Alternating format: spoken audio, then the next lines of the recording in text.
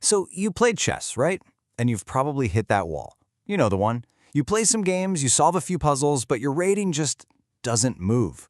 The biggest question for so many players is really the simplest. What should I actually be doing to get better? Well, today, we're going to build a real actionable plan to answer that question once and for all. And look, this question from a player named Igor on Reddit. It's not just Igor's question, is it? It's the question so many of us have.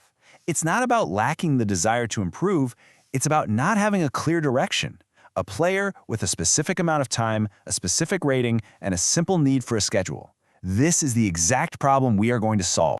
And this, right here, this is the gap we're all trying to cross. On one side, you have the reality for most of us, right? Limited time and a long road ahead. And on the other, you've got the absolute rock-solid self-belief of a future grandmaster, Mihail Marin. So how in the world do we get from here to there? We're gonna bridge that gap with a clear blueprint. First, we'll dive into the mindset. Then, we'll break down the 4 essential pillars of chess training. After that, we are going to build a concrete weekly plan that directly answers Igor's question. We'll even look at what comes next and finally, help you make your very first move. All right, first things first. Before we even touch a piece or solve a puzzle, we have to talk about how to think. According to Grandmaster Mihail Marin, the real foundation for all improvement isn't some tricky tactic or a fancy opening, it's your mindset. Now, what I love about this is the power in his words. This isn't a friendly suggestion, it's an instruction. Marin is telling us point blank that the very first step to greatness is to simply decide you're capable of it. You've got to get your head in the game before any training plan is ever going to work. And once that mindset is locked in, you need a structure. See, Marin points out that most players don't fail because they're lazy. They fail because their training is all over the place. One day it's blitz, the next it's a random opening video. The key takeaway is simple. Having a real, structured plan is your best weapon against getting stuck. So, the big question is, what does a good plan actually look like? Well, GM Marin gives us this really powerful framework built on 4 pillars. This is the heart of his system, and it covers every single part of the game you need to know. Let's break them down. Pillar number 1, and this is a big one, tactics. Marin is super clear about this. It is the fastest way to see real results. Think of tactics as the basic vocabulary of chess. Calculation, seeing patterns, finding those killer combinations. Without that, all the strategy in the world is useless. This is where you'll get your first big rating boost. So, how do you actually train your tactics?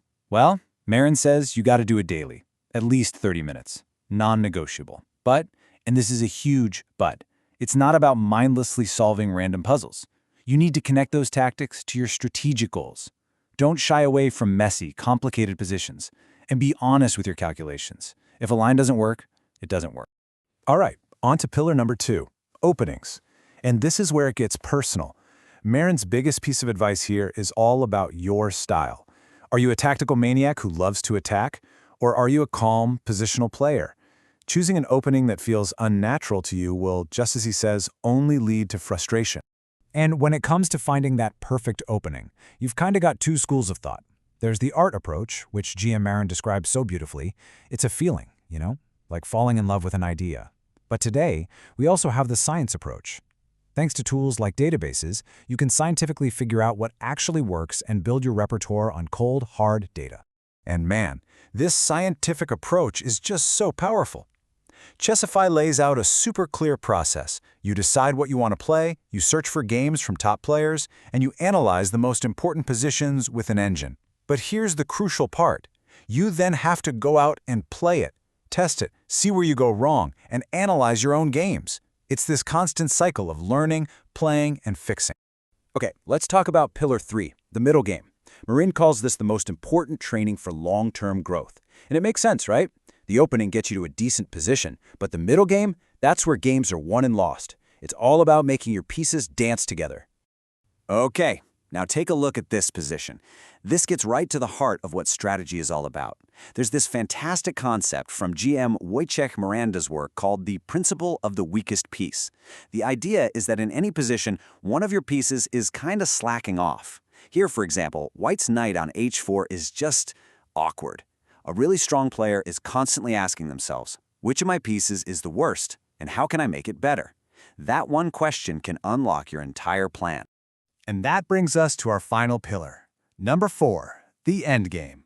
Or, as GM Marin puts it, this is where you cash in. This is where you convert. All that brilliant play in the opening and middle game means absolutely nothing if you can't seal the deal and bring home the win. Seriously, studying endgames just gives you this incredible clarity. Suddenly, you know exactly what you're aiming for. You know which positions are winning and which are draws. It makes you a beast in time pressure. And you know what? As Marin notes, there's a real beauty to them. A little bit of study here, every day, pays off big time. Okay, we've got the champion's mindset. We have the 4 pillars. Now it's time to get our hands dirty and put it all into practice. Let's build that weekly schedule for Igor, our 800 ELO player with 75 minutes a day. This is where it all comes together. And here it is, a perfect, balanced plan. Look at it. See how tactics are there every single day for 30 minutes? That's the foundation. On Monday, Wednesday, and Friday, you play a longer game, like a 15+10, and do a quick review right after. Then, on the next day, you do a deep dive into that same game, and then you focus on one of the other pillars. See the cycle? You play, you analyze, you learn. It's brilliant. But listen, this plan, it's just a piece of paper if you're not accountable. And Marin's final piece of advice here is so simple, but so powerful. Write it down. Get a notebook, track your puzzle rating, your wins and losses, what you learned from a game. This simple act makes your progress real and keeps you fired up. So, let's say you're doing this routine, you're crushing it, and you're seeing results. What's next? Where do you go from here? Well, the 4 pillars are the what to study, but there's a whole other level of thinking, a set of universal skills that apply to pretty much every single position you'll ever face. This is from GM Wojtek Miranda again. He talks about these 5 universal skills. Things like prophylaxis, which is just a fancy way of asking, what does my opponent want to do and how do I stop it? It's about mastering piece coordination, balancing attack and defense. Mastering these is how you start to develop that true, deep chess and intuition. So think about where we started. We had Igor's simple question, born out of that feeling of being stuck. And we've traveled from the mindset of a champion to a concrete daily plan. And we even got a glimpse of what lies on the road ahead.